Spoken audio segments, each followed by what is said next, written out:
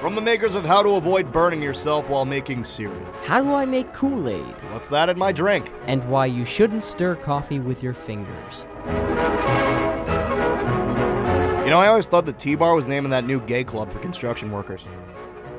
Temperatures rise as thirst for tea turns to bloodshed. Fans of stock footage of boiling water, your ship has finally come in.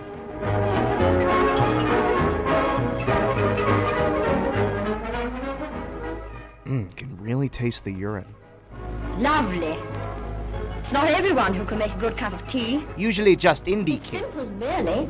But many people get careless about tea making. And end up losing an arm. They don't know the secret, you mean. There is no secret, really. That's a fallacy. Phallus. Simple rules to remember. What are they?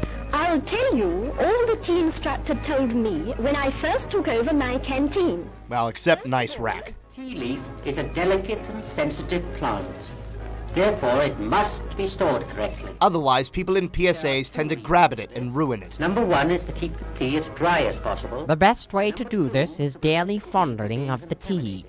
The best form of storage is an airtight container. Or a Ziploc once somebody invents it. But in any case, the tea chest or metal bin must have a lid that fits well. Wait, should it be stocked with the finest Empire tea? Tea leaf will very quickly absorb all kinds of aromas. So do not store near to fruit, soap, cheese, spices, or disinfectant. Or gasoline. Or old people. Keep the tea chest against a wall or on the floor, for they may be damp. Keep it off the ground by placing it on 2 pieces of wood. See that waving motion? Just to let you know that that's really wood. So much for storing. Now for the tea making itself. There are 6 golden tips to remember in making good tea. Oh, okay, what are... Ah, Jesus! Always use a good quality tea. It's cheaper in the long run. Oh, you mean like the finest Empire tea? It's more cups to the pound and is therefore more economical. Number 2, always use freshly drawn water. And this 1940s tap water is about as good as it's gonna get, people. Remember to warm the pot. This is most important. If you fail to do this, we will find you. 4, make sure the correct proportion of tea is measured for the amount of water in the pot. Oh, look, she's using Empire Finest Tea. Number 5, the water must just be boiling. Tea made with underboiled water will be weak and flavorless. And will be picked on by the other stronger teas. Deaerated and flat, and renders the infusion dull in color and insipid in taste. Of course, if you enjoy disgusting, putrid tea, stop watching this video. But by no means least, let the tea infuse properly before serving. And while you're at it, fix your damn clock. Natural salt water infuses more readily than hard. I don't own scales of justice! Why is making tea so hard? Infusion is this. The tea leaves are unrolled. God, my hands! Why? Why didn't I use gloves? Oh, it burns. Stop filming and come help me! If left too long, the tea may become a little bitter. And insulting, and just plain negative. Varies with the grade of tea and the amount made. An ordinary teapot infuses in 3 to 5 minutes. An 8-gallon urn might take from 10 to 15 minutes. Hey, I'd like to put that on an oven and let it ride for 10 minutes. Oh, I'd like to put my tea bag in that. Yeah, I want to shove my penis in it. Ugh, I don't think you understand catcalls. Ordinary tin teapots are not recommended. Almost makes you wonder why the hell we still make them. If tea is to be kept in a pot for some time, the brew should be poured through a strainer into a second teapot which has been previously warmed. If you don't have a strainer, just use your fingers in a crisscross motion. Infused. I see. Is that tea? Well, just a spot then. I'll only have a little bit. Business. Any length of time, especially in canteens, such as those serving the forces. Use tea to put out fires. Trust us, it works. At a moment's notice, often traveling through the night to serve civil defense workers. The sad, lonely remains of a town that did not use Empire Finest Tea. My house was just blown up. But damn, I love Earl Grey. Or serving the troops on active service. Or inactive service if they're stationed in Switzerland.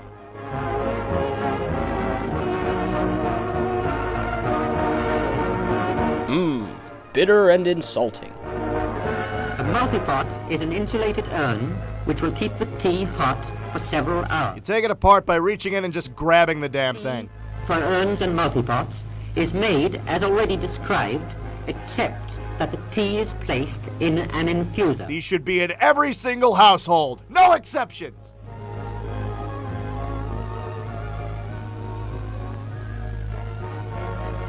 Or enclosed in a muslin bag. I always thought the muzzling bag is what they used to keep next to Churchill in case there was any brandy runoff.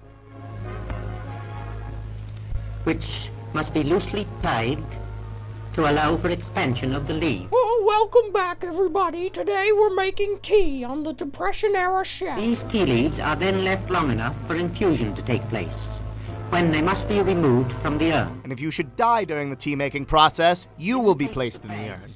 They should be squeezed to extract all the tea juice. Oh, just take it out and give it a little squeeze, and it's not like it's very hard. And then soaked in cold water. Alright, so I take my old underwear and just drop it in the pot? That's how you make tea? I've been using herbs and spices like a chump! Afterwards, hung up to dry before using again. If this seems needlessly complicated, it's because it is. The best way to sweeten tea in bulk is to make a syrup in a jug with some liquid tea. Which we will explain in hour 2 of our film, Syrup Making Tips.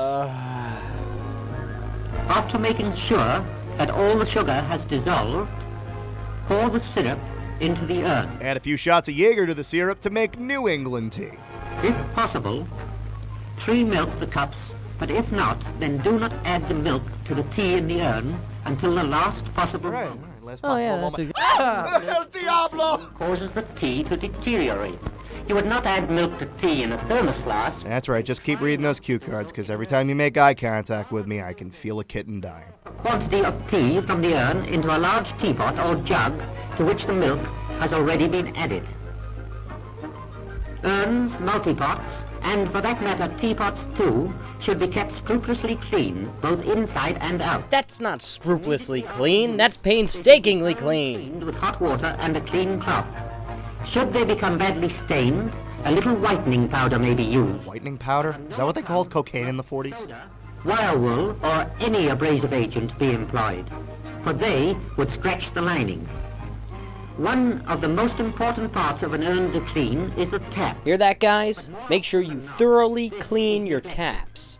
Remember, Wait a a minute. dirty tap means dirty tea. And dirty tea is fine. For Hitler. Stored with their lids off and taps open. Keep it next to your 7 other urns you just happen to have lying around the house. Remember, tea is not a manufactured article which can be made, bottled up, and served at will. Not until that Arnold Palmer chap comes around. Every time it is required. And it Whoa, sex changes were much faster in the 40s. Attention you pay to the 6 golden rules. 6 golden rules. Can I remember them? Of course you can. Try now. All right, here goes. Number 1. More than 2 shakes and it's playing with yourself? Good quality tea. Good. Number 2. Never go all the way on a first date? Water, right? Number 3. Remember to warm the teapot or urn. Everyone knows that one. You imbecile. Measure the right quantity of tea for the amount of water in the pot. Very good. Number 5. The water must reach boiling point. Pot to the kettle, not kettle to the pot. And the last rule, number 6. Let the tea brew for 5 to 10 minutes before serving. Excellent. What do you say, Mother? Yes, then tea will revive you. Why didn't John Belushi get more lines in this movie? Secret, as you call it. So in future, don't spoil good Drink, drink, drink, drink, drink, drink, drink, drink, drink, drink, drink, drink, drink, drink, drink, drink. Woo! Yeah! Packers! So, Pat, did you learn anything? I did, Cooper. Tea must never be thought of as something a monkey can make. It can comfort people who have just lost their homes. English scientists are terrifying. And you should always add scotch to your cup before pouring in your tea. Very good. What do you think, Mother? Yes, then tea will revive you. Very, very wise advice. Oh, go, please!